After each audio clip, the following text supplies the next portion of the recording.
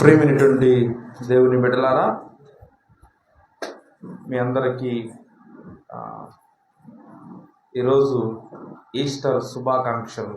అందరికీ శుభాకాంక్షలు. ఈరోజు చాలా సంతోషకరంగా మనందరము ఆనందంగా ఉండవలసినటువంటి రోజు అన్నమాట. ఎందుకు అంటే మనము సేవిస్తున్నటువంటి దేవుడు మృత్యుంజయుడు. అర్థమైందా? మనం సేవిస్తున్న దేవుడు, మనం ఆరాధిస్తున్న దేవుడు ఎలాంటి వాడు అంటే మృత్యుంజయుడు. మరణాన్ని గెలిచి తిరిగి లేచిన గొప్ప దేవుడు ఆయన. సామాన్యమైన విషయం కాదు. ఈ లోకములో ఎంతోమంది మరణించారు, కానీ ఎవరు కూడా తిరిగి లెగవలా. ఒకవేళ చనిపోయారనుకొని లేచారనుకోండి, మరలా చనిపోయారే. కానీ ఎందుకన్నానంటే ఈ మాట, పెద్దోళ్ళు ఒక్కోసారి చనిపోయినప్పుడు ఆడదాకా తీసుకెళ్ళి చెవులోనో ఏదో మాట్లాడతారంట. లే మళ్ళీ అట్లా 1-2 సందర్భాలు ఎక్కడో జరిగాయి. అర్థమైందా? ఆ లేచిన వ్యక్తి మరలా చనిపోయాడు, ఇంక లేవలా. అర్థమైందా? అతని శరీరం కుళ్ళు పట్టింది. అర్థమైందా? అయితే మనము సేవించేటువంటి దేవుడు మరణాన్ని గెలిచి తిరిగి లేచాడు. ఇది సంతోషకరమైనటువంటి దినం. అయితే మనందరము కూడా కొన్ని విషయాలను జాగ్రత్తగా గమనించాలి. ఏమిటంటే, యేసుక్రీస్తు సిలువలో పలికినటువంటి 7 మాటలు విన్నాం. ఆయన సిలువలో మరణించాడు. ఆ తర్వాత ఏం జరిగింది ఇది తెలుసుకుందాం ఈరోజు. అర్థమైందా? యేసుక్రీస్తు సిలువలో 7 మాటలు పలికాడు, అయిపోయింది. ఆ తర్వాత ఆయన మరణించాడు. ఆయన మరణించిన తర్వాత ఏం జరిగిందో కొద్ది మాటలు తెలుసుకుందాం. మత్తయి సువార్తని ఒకసారి తీయండి అందరూ కూడా. మత్తయి సువార్త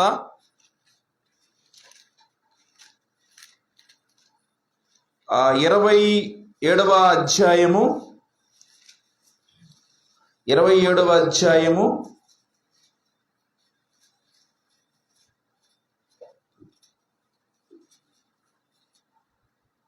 50వ వచనము నుంచి చదువుదాం. యేసు మరలా బిగ్గరగా కేకవేసి ప్రాణం విడిచెను. అప్పుడు దేవాలయపు తెర పైనుండి క్రింద వరకు 2గా చినిగెను. భూమి వణికెను, బండలు బద్దలాయెను, సమాధులు తెరవబడెను. నిద్రించిన అనేక మంది పరిశుద్ధుల శరీరములు లేచెను. వారు సమాధులలో నుండి బయటికి వచ్చి ఆయన లేచిన తర్వాత పరిశుద్ధ పట్టణములో ప్రవేశించి అనేకులకు అగపడిరి అని బైబిల్ సెలవిస్తాం. జాగ్రత్తగా గమనించండి ప్రియమైనటువంటి దేవుని బిడలారా. యేసుక్రీస్తు చనిపోయిన తర్వాత ఏం జరిగింది? ఆయన చనిపోయిన తర్వాత జరిగినటువంటి మార్పులు మనందరం కూడా చూడాలి. అక్కడ బైబిల్లో రాయబడిన మాటలే నేను మీకు జ్ఞాపకం చేస్తాను. ఏం జ్ఞాపకం చేస్తున్నానంటే, దేవాలయపు తెర 2గా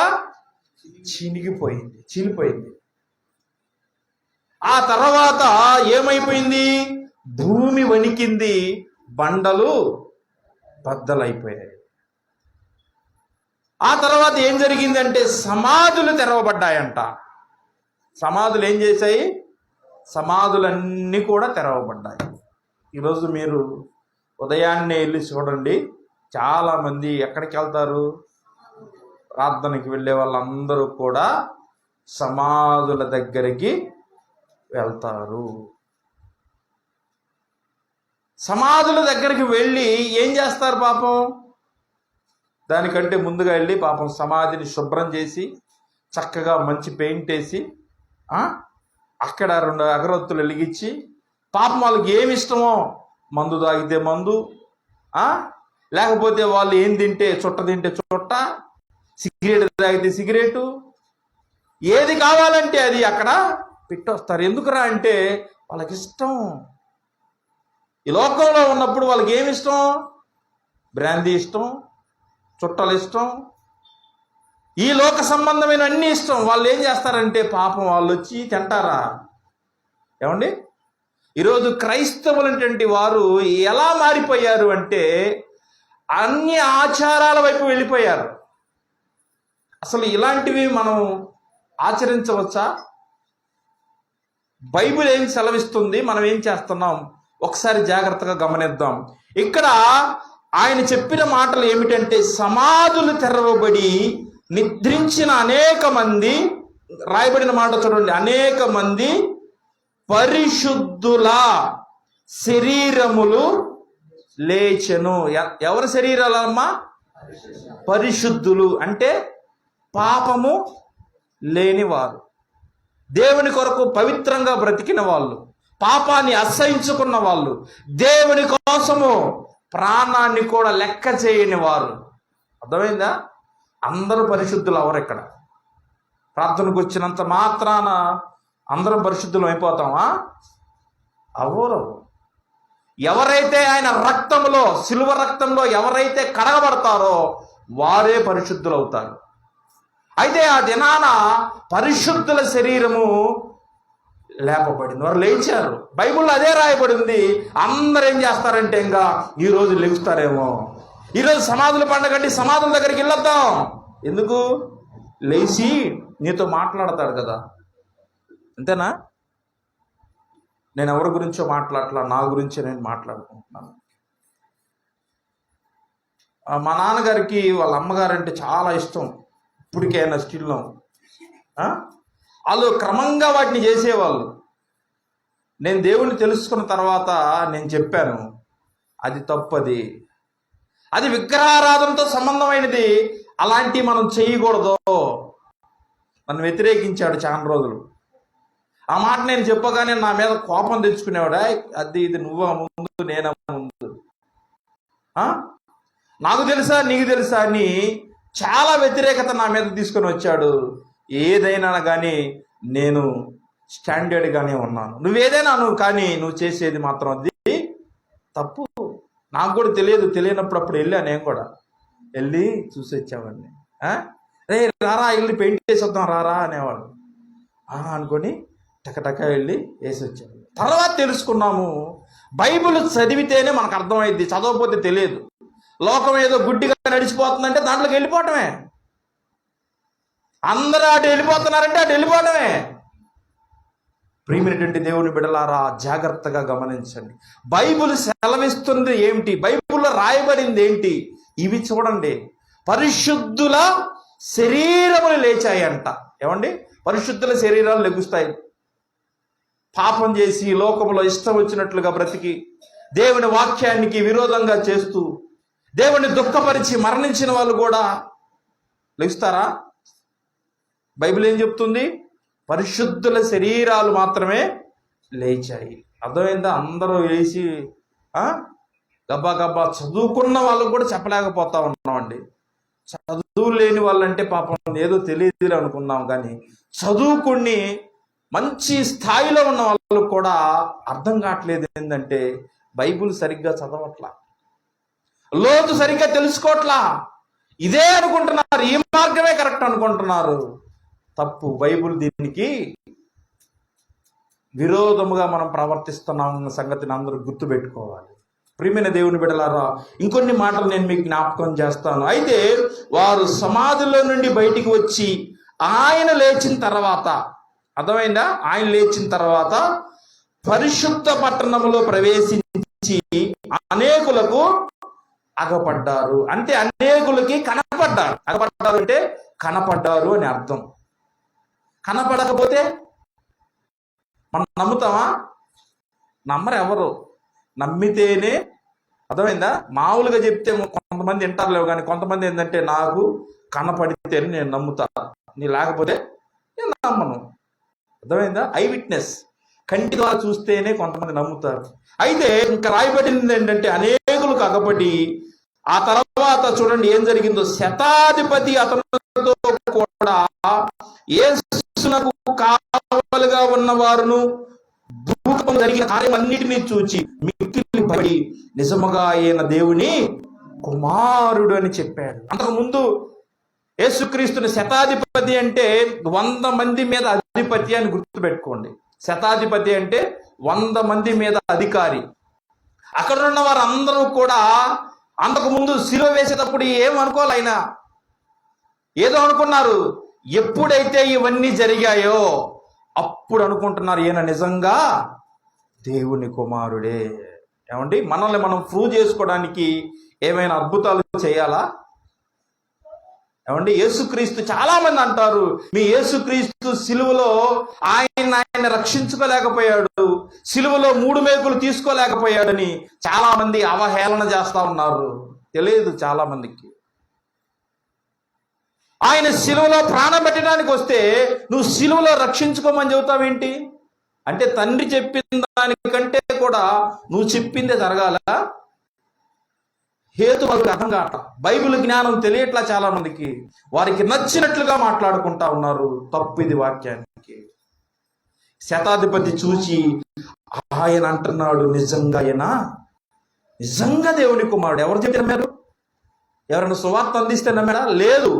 ఐ విట్నెస్, కళ్ళ ద్వారా చూశాడు. ఆయన జరుగుతున్న మార్పులను చూసి నిజంగా ఆయన దేవుని కుమారుడే నమ్మాడు. అది కొంతమంది అలానే నమ్ముతారు, కొంతమంది చెప్తే నమ్ముతారు. అర్థమైందా?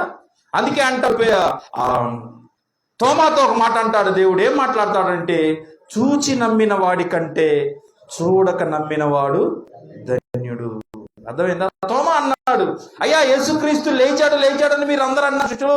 యేసుక్రీస్తు రోజు వచ్చి వాళ్ళతో కనపడినప్పుడు వాళ్ళందరూ మాట్లాడారే, యేసుక్రీస్తు వచ్చి వెళ్ళిపోయాడు, మాతో కనపడ్డాడు అనగానే అంటున్నాడు, లేదు నేను కళ్ళారా చూడాల్సిందే ఆయన్ని. ఆయనకి నిజంగా ఆ రోజు సిలువలో చేతులకు మేకులు కొట్టారు కదా, నేను చూడాలి ఆ మేకులు ఉన్నాయా లేదా, చేతికి గాయాలు ఉన్నాయా లేదా, ప్రక్కలో బల్లెపు పోటు ఉందా లేదా, నేను చూడాలి అన్నాడు.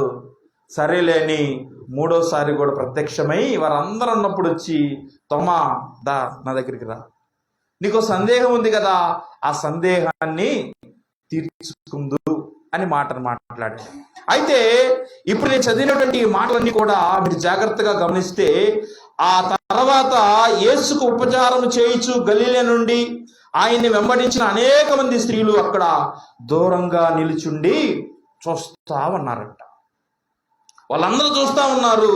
వారిలో మగ్దలేని మరియా, తర్వాత ఈ మరియయు, యాకోబు, యేసే అని వారి తల్లి అయిన మరియయు, జెబెదయి కుమారుల తల్లియు ఉండిరి. యేసు శిష్యుడిగానున్న అరిమత యేసేపు అనే ఒక ధనవంతుడు సాయంకాలం అయినప్పుడు వచ్చి, అర్థమైందా, ఆయన చనిపోయిన తర్వాత సాయంకాలం వేళ వచ్చి, అయ్యా యేసుక్రీస్తు దేహాన్ని మాకు ఇవ్వండి అని అక్కడికి వెళ్ళి అడగటం జరిగింది. అయితే గమనించినటువంటి విషయం ఏమిటంటే, ఎవరు యేసేపు ఎవరు? పాత నిబంధనలో ఒక యేసేపు, క్రొత్త నిబంధనలో ఒక యేసేపు ఉన్నాడు. ఈయనెవరు? యేసుక్రీస్తు శిష్యుడు ఎవరు? అర్థమైందా? అయితే ఈయన బాగా ధనవంతుడు. ఈ ధనవంతుడు అక్కడికి వెళ్ళేసి యేసుక్రీస్తు దేహాన్ని నాకు ఇవ్వండి ధైర్యం చేసి అడగాలంటే ఎవరు అడగలేకపోయారు. ఈయనొక్కడు మాత్రం వెళ్ళి అడిగాడు. సిలువ వేసిన తర్వాత ఏం జరిగిందో చెప్పి నేను ముందుకు వెళ్తాను. చూడండి, అడగరా, అతనికి అప్పగించని ఆజ్ఞాపించాము. సరే ఇస్తాము.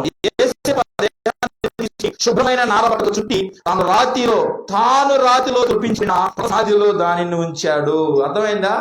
ఈ యేసేపు ఒక సమాధిని రెడీ చేసుకున్నాడంట, క్రొత్తది. అంతకు ముందు ఎవరు కూడా అక్కడ పెట్టలేదు. ఆ సమాధిలో యేసుక్రీస్తు ఉంచారు. ఉంచటమే కాదు, ఏం చెప్తా ఉన్నాడు చూడండి. మరునాడు అనగా సిద్ధపరచు దినము, మరుసటి దినమున ప్రధాన యాజకులు పరిసయ్యులు కూడి వచ్చి, అయ్యా వంచకుడు సజీవుడే ఉన్నప్పుడు 3వ దినము తర్వాత నేను లేచని చెప్పి మాకు జ్ఞాపకం ఉన్నది అని అంటా ఉన్నారు. వీళ్ళందరూ ఏమంటారంటే, అయ్యా ఆయన సజీవుడిగా ఉన్నప్పుడు మాకు చెప్పాడు, గుర్తున్నాయి, 3వ రోజు తిరిగి లేస్తాడంట. శిష్యులకు గుర్తులేదు. యేసుక్రీస్తుతో ఉండి ఆయనతో ఉండి అద్భుతాలు, ఆశ్చర్యమైన కార్యాలు అన్ని చూశారు, స్వస్థతలు చూశారు.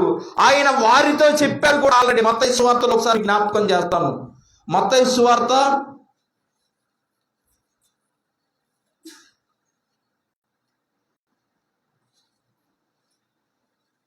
'మత్తయి' ఆయన సిలువకు ముందు శిష్యులతో ఒక మాట చెప్పాడు. ఆయన, నేను మరలా 3వ దినాన తిరిగి లెగుస్తాను అనేటువంటి మాటని నేను మీకు తర్వాత చెప్తాను. అయితే శిష్యులకు చెప్పినటువంటి ఆ మాటని వారైతే గుర్తుపెట్టుకోలేదు. కానీ ఇక్కడ ఎవరు గుర్తుపెట్టుకున్నారు? ప్రధాన యాజకులు. అర్థమైంది? ప్రధాన యాజకులు, పరిసయ్యులు ఆ మాటని చాలా జాగ్రత్తగా గుర్తుపెట్టుకొని అంటున్నారు. ఆయన మాట అయితే అన్నాడు, ఒకవేళ వాళ్ళు శిష్యులేమైనా దేహాన్ని తీసుకెళ్ళిపోతారేమో, యేసుక్రీస్తు లేచాడని చెప్తారేమో. అయితే ఆయన అన్నాడు, మీకు ఇష్టం వచ్చింది చేయండి, వెళ్ళి బందోబస్తు పెట్టండి అని చెప్పగానే వాళ్ళు ఏం చేశారంటే చూడండి, కాబట్టి 64లో కాబట్టి 3వ దినం వరకు సమాధి భద్రం చేయాలని ఆజ్ఞాపిస్తూ వారి శిష్యులు వచ్చి దాన్ని ఎత్తుకొని ఆయన మృతుల్లో నుండి లేచనని ప్రజలతో చెప్పుదురేమో. అప్పుడు మొదటి వంచన కంటే కడపటి వంచన మరి చెడ్డదయుడని చెప్పాను. కావలి వారు ఉన్నారు కదా, మీరు వెళ్ళి మీ చేతనైనంత మటుకు సమాధి భద్రము చేయుడని వారితో చెప్పాను. అర్థమైందా? కావలి వారు ఉన్నారు, వాళ్ళకి చెప్పండి, వాళ్ళని వెళ్ళి అక్కడ ఉండమని చెప్పండి అని చెప్పగానే వాళ్ళు అలానే చేశారు. ఆ తర్వాత ఏం జరిగిందంటే, వెళ్ళి కావలి వారు కూడా రాత్రికి ముద్ర వేసి సమాధిని భద్రం చేశారంట. సమాధిని భద్రం చేసి పడేసారు, ఇంకెవరు లేరు అక్కడ. ఆ తర్వాత ఏం జరిగిందో ఇప్పుడు నేను మీకు జ్ఞాపకం చేస్తాను. అయితే ఆ యేసు ఇందాక మనం చదివినటువంటి ఆ యోహాను సువార్త దగ్గరికి మనం వద్దాం. యోహాను సువార్త 20వ అధ్యాయంలో ప్రారంభ వచనములో నేను మీకు జ్ఞాపకం చేయబోతా ఉన్నాను. ఆదివారమున ఇంకను చీకటిగా ఉన్నప్పుడు మగ్దలేని మరియా సమాధి వద్దకు వచ్చి సమాధి మీద ఉండిన రాయిని తీయబడి ఉండుట చూచెను. గనుక ఆమె పరిగెత్తుకొని సీమోను పేతురు నొద్దకు, యేసు ప్రేమించిన ఆ మరి ఒక శిష్యుని యొద్దకు వచ్చి ప్రభువును సమాధిలో నుండి ఎత్తుకొని పోయిరి, ఆయన ఎక్కడ ఉంచిరో ఎరుగమని చెప్పాను. జాగ్రత్తగా గమనించండి. యేసు క్రీస్తు గురించి శిష్యులు గమనించలేకపోతా ఉన్నారు. ఆయన 3వ దినాన తిరిగి లెగుస్తానన్నాడు. కానీ ఇక్కడ ఆయన మాటలు ఎవరు జాగ్రత్తగా అనుసరించారనే సంగతిని గుర్తుపెట్టుకున్నట్లుగా అయితే స్త్రీలు అనేటువంటి వారు ప్రథమ పాత్రను పోషించారు. ఇక్కడ ఏమంటే యేసుతో తిన్నారు, యేసుతో తిరిగారు, యేసుతోనే ఉన్నారు. కానీ ఆయన 3వ దినాన తిరిగి లెగుస్తాడు అనే సంగతిని పూర్తిగా మర్చిపోయారు. కానీ చూడండి, ఈ మగ్దలేని మరియా ఏం చేసింది? పెందలకడనే లేచి సమాధి వద్దకు బయలుదేరిందా. ఎందుకు వెళ్ళింది సమాధి దగ్గరికి? చూడండి, బైబిల్ అక్కడే రాయబడింది. చూడండి ఎందుకు వెళ్ళింది అంటే, ఆమె ఎందుకు వెళ్ళింది అనే మాటను మీకు జ్ఞాపకం చేస్తూ చెప్తున్నాను. చూడండి, ఆ మొదటి వచనంలోనే, ఇంకా చీకటిగా ఉన్నప్పుడు మగ్దలేని మరియా పెందలకడే సమాధి వద్దకు వచ్చి సమాధి మీద ఉండిన రాయి తీయబడుట చూచెను. గనుక ఆమె పరిగెత్తుకొని సీమోను పేతురు నొద్దకు, యేసు ప్రేమించిన మరొక శిష్యునికి మాటను చెప్పింది. ఎందుకు వెళ్ళిందంటే సుగంధ ద్రవ్యాలు భూయాలను వెళ్ళిపోయింది. కానీ ఆమె అక్కడికి వెళ్ళేసరికి సమాధి తెరవబడింది, రాయి దొర్లించబడింది. యేసు దేహం అక్కడ లేదు, ఇంకా లేదు అక్కడ. ఆమె పరిగెత్తుకుంటూ వెళ్ళి ఎవరికి తెలియపరిచిందంటే, మొదటగా పేతురుకి తెలియపరిచింది, తర్వాత మరొక శిష్యునికి చెప్పింది, కానీ వాళ్ళు ఏం చేశారు? అక్కడికి వచ్చి చూడండి 4వ వచనములో, వారిద్దరు కూడా పరిగెత్తుచుండగా ఆ శిష్యుడు పేతురు కంటే త్వరగా పరిగెత్తి ముందుగా సమాధి వద్దకు వచ్చి వంగి నారబట్టలు పడి ఉండేటి చూచెను, కానీ అతడు సమాధిలో ప్రవేశించలా. అంతటా సీమోను పేతురు అతని వెంబడి వచ్చి సమాధిలో ప్రవేశించి నారబట్టలు పడి ఉండటయు ఆయన తల రుమాలు నారబట్టల యొద్ద ఉండగా వేరుగా ఒక చోట చుట్టి పెట్టి ఉండుటయు చూచెను. అప్పుడు మొదట సమాధి వద్దకు వచ్చిన ఆ శిష్యుడు లోపలికి పోయి చూచి నమ్మెను. అర్థమైందా? లోపలికి పోయి మొదటి శిష్యుడు అప్పుడు నమ్మాడంట.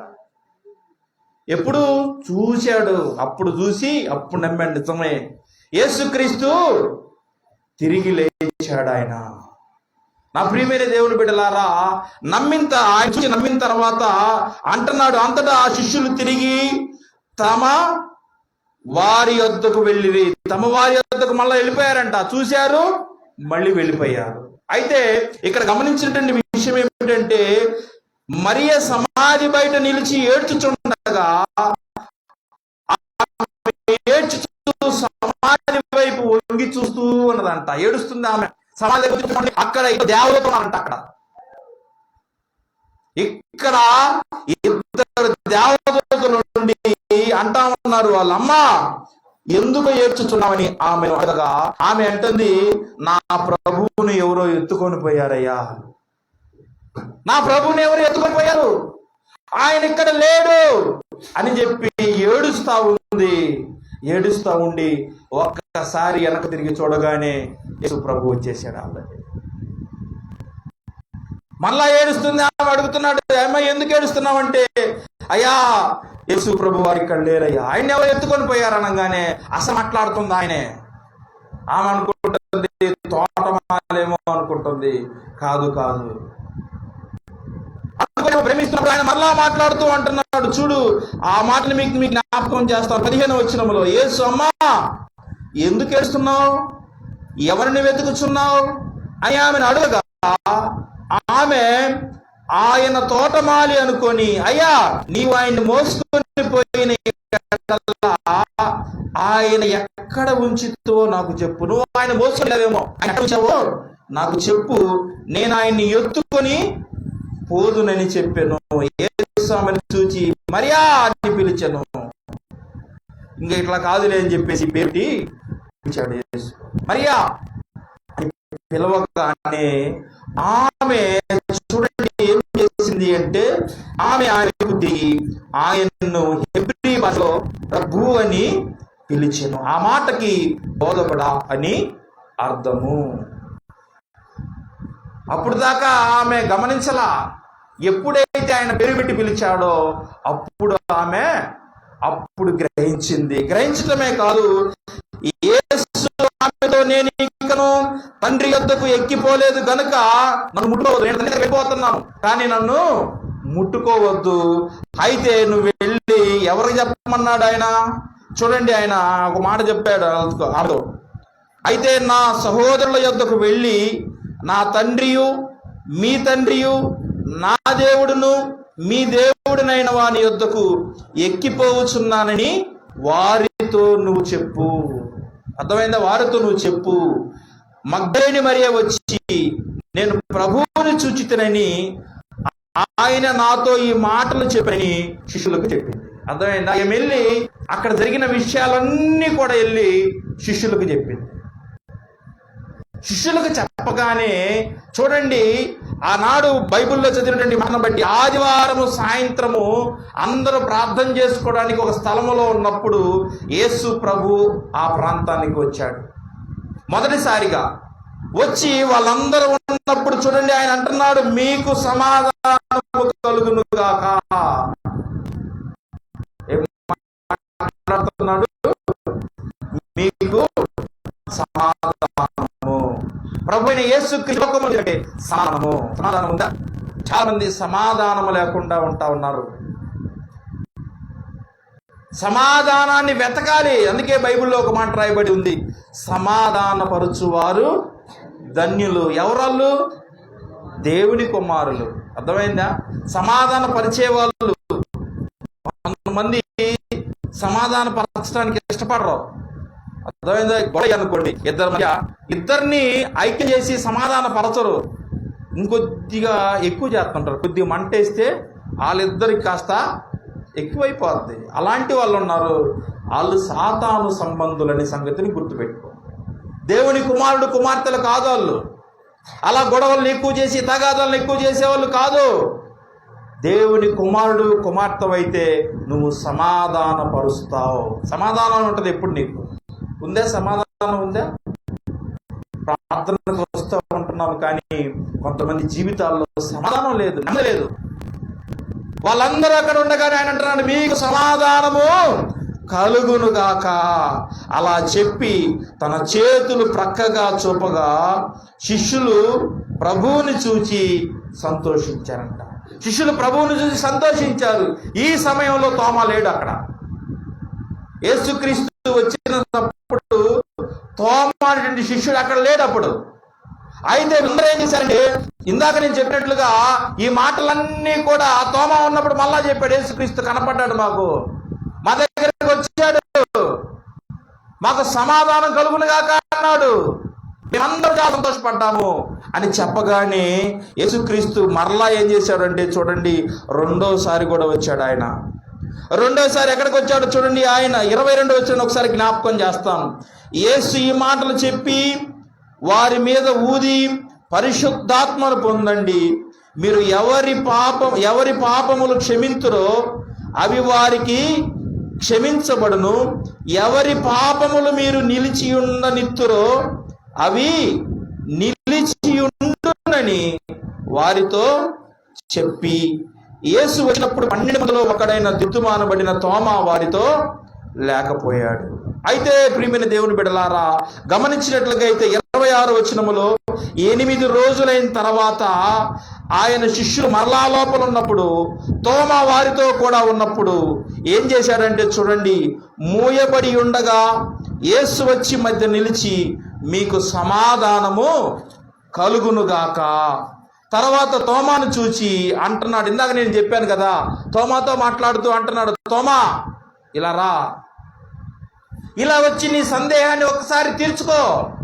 నీకు సందేహం ఉంది కదా, వీళ్ళందరూ నమ్మారు, వీళ్ళందరూ ఏం మాట్లాడలేదు, కానీ నీకు ఒక సందేహం ఉంది కదా, నీ గాయాలు వేరుపెట్టి చూడాలని.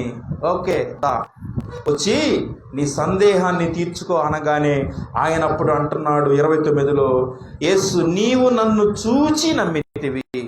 ఎలా? నన్ను చూసే నమ్మావు. అయితే అంటున్నాను, చూడక నమ్మిన వారందరూ కూడా ధన్యులు. అర్థమైందా? చాలా మంది చూచి నమ్మిన వాళ్ళు ఉన్నారు, కొంతమంది చూడక నమ్మిన వాళ్ళు ఉన్నారు. ఎవరిని ధన్యులుగా చెప్తున్నాడు దేవుడు? చూడక నమ్మిన వారు ధన్యులు. నా ప్రియమైన దేవుని బిడ్డలారా, చూసి కాదు, చూడకుండా నమ్మగలగాలి. అది విశ్వాసం అంటే. ఉందా? చూస్తేనే మనం నమ్ముతాం, చూడకపోతే నమ్ముతారా? ఏదైనా చెప్పామనుకోండి, నమ్ముతారా? ఆహా, నేను చూడాల్సిందే, నేను కళ్ళారా చూస్తే కానీ నేను నమ్మను. నమ్మవా? సరేలే, ఒకరోజు వస్తుందిలే, ఆ రోజు చూస్తావులే, కళ్ళారా చూద్దులే. ఈ తోమ పరిస్థితి అంతకుముందు కూడా నేను చెప్పాను అనుకుంటా. ఇలా అన్నటువంటి తోమ విస్తృతమైన సేవ చేశాడులే, కానీ తర్వాత ఆయన ఎలాంటి మరణం పొందాడో తెలుసా? ఆ బల్లెకు పుట్టి అంటే అలాంటి మరణాన్ని పొందాడు. అని శిష్యులు రకరకాల మరణాలు పొందారులే, కానీ ఈరోజు ఆటైతే కాదులే. కానీ తోమా జీవితంలో తోమా మాట్లాడేటువంటి మాటలను బట్టి ఎలాంటి మరణాన్ని పొంది సజీవ సాక్షిగా ఉన్నాడు అంటే, ఆయన ఎలాంటి మాటలు మాట్లాడాడు? నేను నిన్ను చూస్తేనే నమ్ముతా, లేకపోతే నమ్మను. అంటే యేసుక్రీస్తుతో ఉండి అన్ని రోజులు ఆయనతో తిరిగి ఆయన నమ్మవా? ఏమంటే ఇన్ని రోజులు మనం అర్థం చేస్తున్నాం, ఇన్ని రోజులు దేవుడిని వెంబడిస్తున్నాం, కానీ చాలామంది ఏమంటారంటే, మాకు ప్రత్యక్షమైతేనే మేము నమ్ముతాం, మా జీవితంలో అద్భుతం జరిగితేనే మేము నమ్ముతాం, మాకు కావాల్సినవి ఇస్తేనే మేము నమ్ముతాం, లేకపోతే మేము నమ్మమండి. ప్రియమైన దేవుని బిడ్డలారా, ప్రభువు అందరినీ ప్రేమిస్తున్నాడు కాబట్టి ఆయన ఎవరిని త్రోసేసేవాడు కాదు. ఇలా అన్నాడని తోమాని తోసేయలేదు, పిలిచాడు, రా వచ్చి చూసుకో. అయితే చివరిలో ఒక మాట అన్నాడు, చూడక నమ్మిన వారు ధన్యులు. ఇది గుర్తుపెట్టు. అయితే వాక్యాన్ని అయితే కొన్ని మాటలు చెప్తాను చూడండి. యేసు దేవుని కుమారుడైన క్రీస్తు అని మీరు నమ్మునట్లును నమ్మిక ఆయన నామమందు జీవము పొందునట్లు ఇవి రాయబడెను. తర్వాత యేసు తిబేరియా సముద్ర తీరమున శిష్యులకు మరలా తనను తాను ప్రత్యక్షపరుచుకొని ఆయన తను ప్రత్యక్షపరుచుకున్న విధమేదనగా సీమోను పేతురును దిద్దుమానబడిన తోమా గలిలయ కానా అనే ఊరిలో ఉండగా నతనయేలు జెబెదయి కుమారులు ఆయన శిష్యుల్లో మరి ఇద్దరును కూడి ఉండిరి. సీమోను పేతురు, నేను చేపల పట్టబోదునని వారితో అనగా వారు మేమును నీతో కూడా వచ్చిదిమనిరి. చూడండి, వారు వెళ్ళి ధోనికి కానీ ఆ రాత్రి ఏమీ పచ్చలేదు. ప్రియమైన దేవుని బిడ్డలారా, ఒక ముఖ్యమైనటువంటి విషయాన్ని నేను మీకు జ్ఞాపకం చేయదలిచాను. ఏమిటంటే, పేతురు విషయంలో యేసుక్రీస్తు పునరుద్ధానుడై తిరిగి లేచి వచ్చాడు. వచ్చినా కానీ పేతురు మరలా ఎక్కడికి వెళ్ళిపోయాడు? మరలా చేపలు పట్టడానికి వెళ్ళిపోయాడు. అర్థమైందా? ఆయన వెళ్ళటమే కాదు, ఆయనతో పాటు ఎవరిని కూడా తీసుకెళ్ళాడు. పాపము ఏమండి, చూడండి, ఎవరిని తీసుకెళ్ళాడు? సీమోను పేతురు ఆయనతో పాటు ఉన్నాడు. చూడండి ఎవరున్నారు అక్కడ. 2వ వచనములో పేతురు, సీమోను పేతురు, దిద్దుమా అనబడిన తోమా, గలిలయలోని కానా అనే ఊరివాడగు నతనయేలును జెబెదయి కుమారులను ఆయన శిష్యుల్లో మరి ఇద్దరును కూడి ఉండిరి. సీమోను పేతురు, నేను చేపల పట్టబోదునని వారితో అనగా వారు మేమును నీతో కూడా వస్తాము. అర్థమైందా? వాళ్ళు ఏమన్నారు? అయ్యా నేను చేపలు పడటానికి వెళ్తాను అంటే వాళ్ళు ఏమన్నారంటే మేము కూడా వస్తాము. అర్థమైందా? మేము కూడా వస్తాం. పేతురు ఎలా ప్రవర్తించాల్సి ఉన్నది? యేసుక్రీస్తు పునరుద్ధానుడై తిరిగి లేచాడు కదా. ఏదైతే వద్దుకొని ఆయన వారితో ప్రారంభంలో శిష్యులుగా చేసుకునేటప్పుడు ఒక మాట అన్నాడు. ఏమన్నాడంటే, మిమ్మల్ని మనుషులు పట్టుదలగా నేను చేస్తాను, అది విడిచిపెట్టి రండి అన్నాడు. మరలా ఎక్కడికి వెళ్ళారు వాళ్ళు?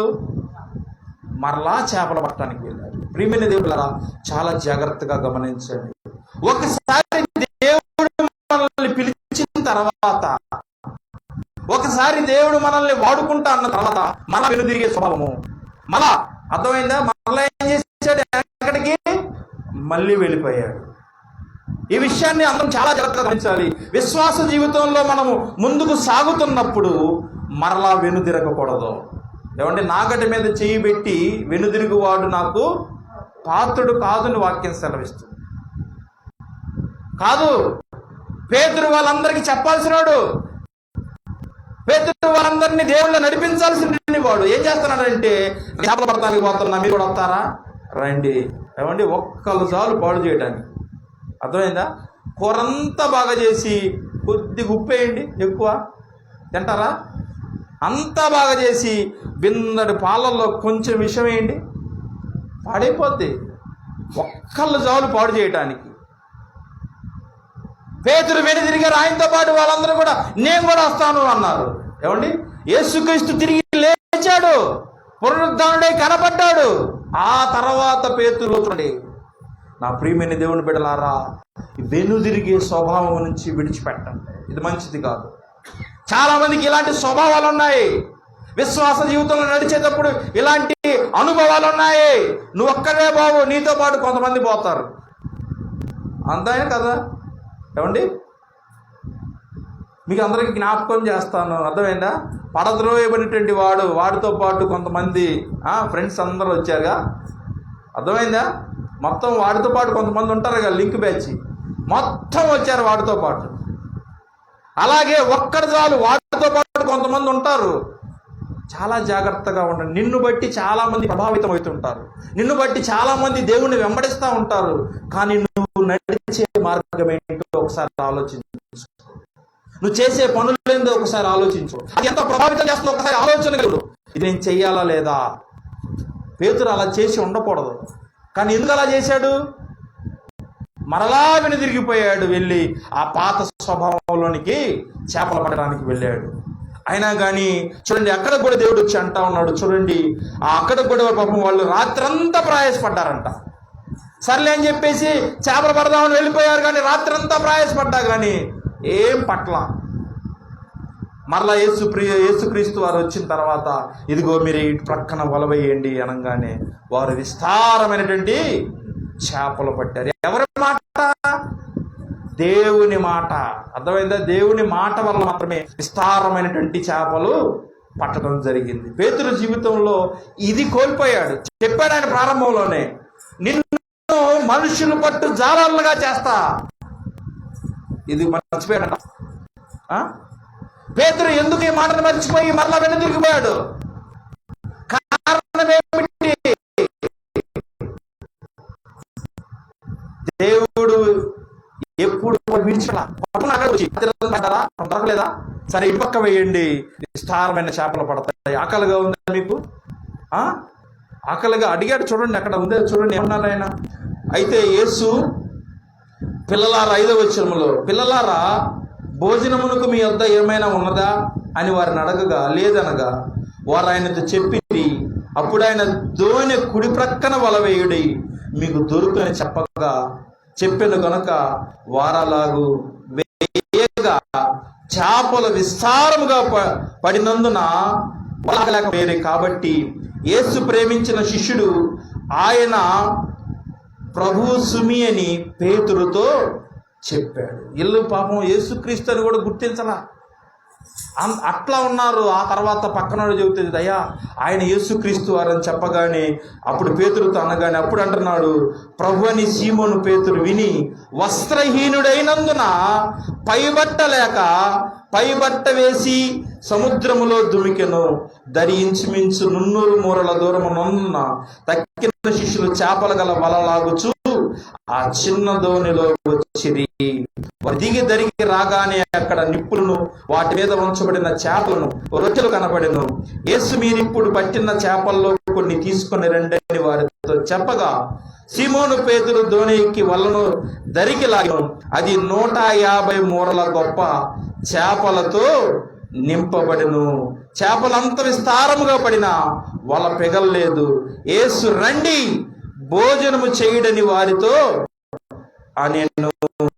ఆయన ప్రభు అని వారికి తెలిసినందున ఎవడవని శిష్యులు ఎవడను ఆయన్ని అడుగ తెగింపలేదు. యేసు వచ్చి ఆ రొట్టెను తీసుకుని వారికి పంచిపెట్టెను. అలాగే చేపలు కూడా పంచిపెట్టెను. యేసు మృతుల్లో నుండి లేచిన తర్వాత శిష్యులకు ప్రత్యక్షమైనది 3వసారి. ఎన్నోసారి? 3వసారి. ఆయన లేచి 3వసారి కనపడ్డాడు.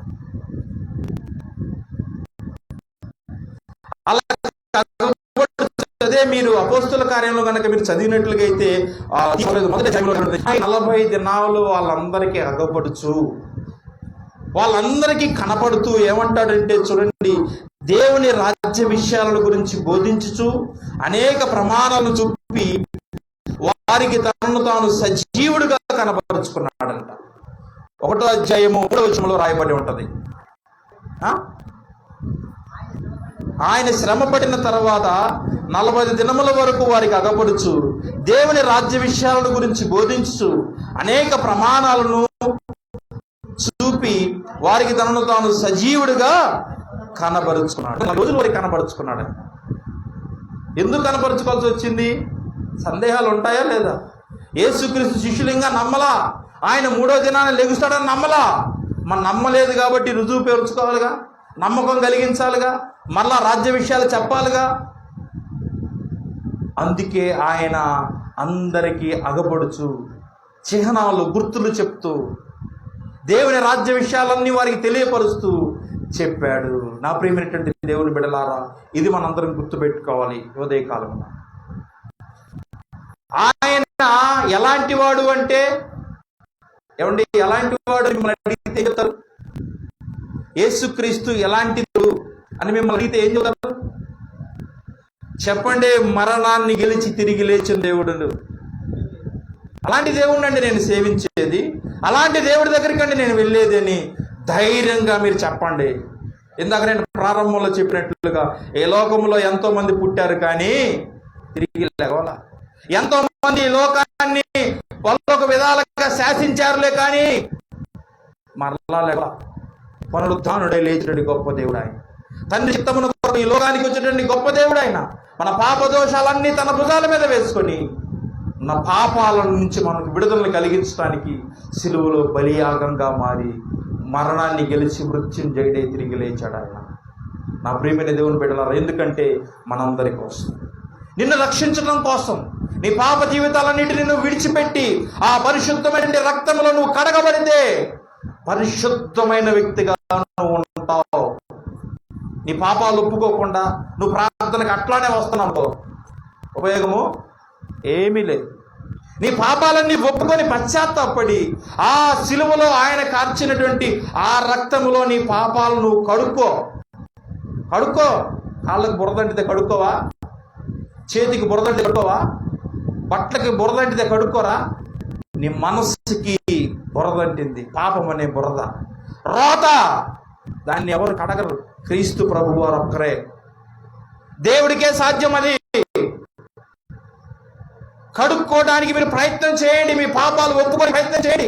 చేసి నీవు విడిచిపెట్టడానికి ప్రయత్నం చేయండి. ఆయన సహాయం చేస్తాడు మీకు. చాలా మందికి ఎలా ఉంటుందంటే, చేస్తా ఉన్నారు, దేవుని మందిరంలోకి అడుగు పెడతా ఉన్నారు, చేస్తా ఉన్నారు, వాళ్ళకి నచ్చినట్లుగా ఉంటా ఉన్నారు. నా ప్రియమైన దేవుని బిడ్డలారా, ఆ రాజ్యంలోనికి నువ్వు రావు. ఈ రాజ్యంలోనే ఉంటావు. పరలోక రాజ్యంలోనికి నువ్వు రావు. ఇక్కడే ఉండాలని నువ్వు అనుకుంటే నీకు నచ్చినట్లుగా ఉండు. బలవంతం ఏమి లేదు, ఒత్తిడి ఏమి లేదు. ఇష్టం వచ్చినట్లుగా బ్రతుకు, మాట్లాడు, నీకు నచ్చింది చూడు, ఇష్టమైందే నచ్చినట్లుగా బ్రతుకు. కానీ ప్రభువుకి ఇష్టమైనది నువ్వు చేయకపోతే ఆ రాజ్యంలోకి నువ్వు రాలేవు. ఆ ప్రియమైన దేవుని బిడ్డలారా, ఒక మాట చెప్పి నేను ముగించిపోతా ఉన్నాను. ఆయన మన కొరకు చేసినటువంటి గొప్ప త్యాగమును బట్టి ఆయన మనమందరము ఎంతగానో స్తుతించవలసిన వారమై ఉన్నాం. ఎవ్వరు చేయలేని త్యాగాన్ని చేశాడు ఆయన. ఎవరైనా చేస్తారా? అమ్మా, నీకు బెస్ట్ ఫ్రెండ్స్ ఎవరున్నారా? ప్రాణం పెట్టే స్నేహితులు ఉన్నారా నీకోసం? నీకు వెన్నుపోటు పొడిచే వాళ్ళే ఉంటారు. నువ్వు ఎంత ఫ్రెండ్షిప్ ఏం చేయి, వెన్నుపోటు పడతారు. నువ్వు ఎంతగానో నమ్ము, నీకు వాళ్ళ దగ్గర నష్టమే వస్తుంది. నీ కొరకు ప్రాణం పెట్టేంతగా నిన్ను ఎవరు కూడా ప్రేమించరు. అడగండి, ఎవరైనా నా కోసం ప్రాణం ఇస్తావా అని అడుగుతారా? మీ మనస్సులో మీ అందరికీ తెలుసు, మీకు ఎవరైనా ఒకళ్ళంటే మీకు బాగా ఇష్టం, వాళ్ళ దగ్గరికి వెళ్ళి అడగండి, నీ ప్రాణం ఇస్తావా అని అడుగు. నేనెందుకు ఇస్తా? నేనెందుకు నీకు ప్రాణం ఇస్తా? ప్రేమించమంటే ప్రేమిస్తా, నీకు కావాల్సినవి ఇవ్వమంటే ఇస్తాలే కానీ ప్రాణం అయితే నేను ఇవ్వలేను. ప్రాణం ఇచ్చిన దేవుడు మనకు ఉన్నాడు, ఆయన్ని ప్రేమించండి. అర్థమైంది? ఈ లోకంలో ఉన్న వ్యక్తుల ప్రేమ నుంచి చూసేయండి. మీరు ఏమేమి ప్రేమిస్తున్నారో నాకు తెలియదులే, కానీ ఆ ప్రేమను మీరు చంపేయాల. దేవుని ప్రేమ మీ హృదయంలోనికి వస్తేనే ఆయన ప్రేమించగలుగుతారు, పాపాన్ని ద్వేషించగలుగుతారు. ఆయన మన కొరకు చేసినటువంటి త్యాగం మనకు గుర్తుంటుంది, లేకపోతే గుర్తు రాదు. నా ప్రియమైనటువంటి దేవుని బిడ్డలారా, నీ ప్రేమ దేవుని మీద ఉంటేనే నీ జీవితము ఆశీర్వాదకరం, నీ కుటుంబం దీవించబడుతుంది, నువ్వు చేసే పనులు ఆశీర్వాదకరంగా ఉంటాయి. కాబట్టి దయచేసి ఈ చిన్న వాక్యాన్ని నమ్మినట్లుగా అయితే తల్ల వంచి మనందరం